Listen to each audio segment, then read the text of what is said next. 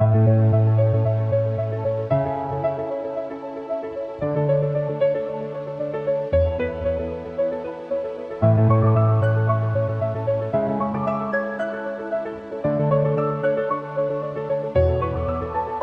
morning. I welcome you once again today in the name of the Lord and Savior Jesus Christ to this series on imperishable seed. And we are looking at Judges and the character Gideon. From the book of Judges, again, we are on chapter 7. And here we see uh, Gideon's purpose is not only to scatter the Midianites, but to expel them from the land of Israel. And in that effort, now he's fighting not with a huge crowd, but just with 300 quality men. And as he's working his way through, and these people are passing the Jordan River, and then he calls for help from the Ephraimites. And here they support him, they fight the war, they win, they have a victory. And then we see that they are coming against the crowd, and they're saying, why haven't you called for our assistance earlier? Right? It's as if challenging the pride of Gideon. And are you so proud that you fight on your own? You don't need our help. You're not calling us. That is why we never came. It is not about that. See, the Lord is tested. He has shuffled. He has chosen. And at that point, you were not ready.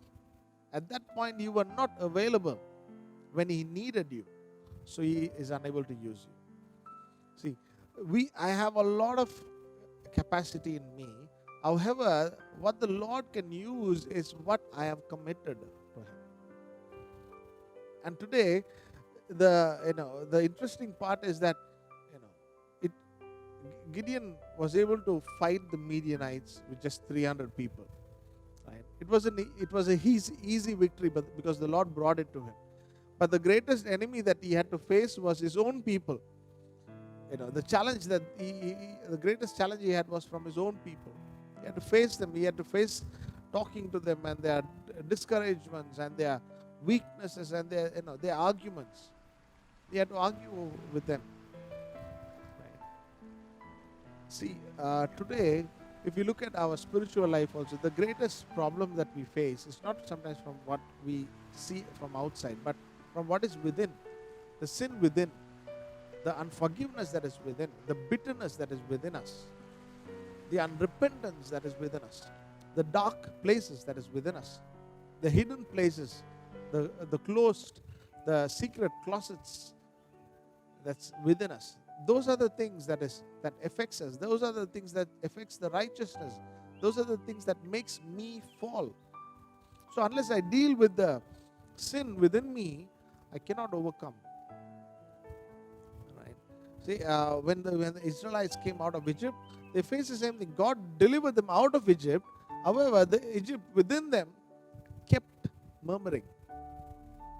And here, again, we see that, they were, by name they were Israelites, but in heart, they are like the Midianites. They were also fighting.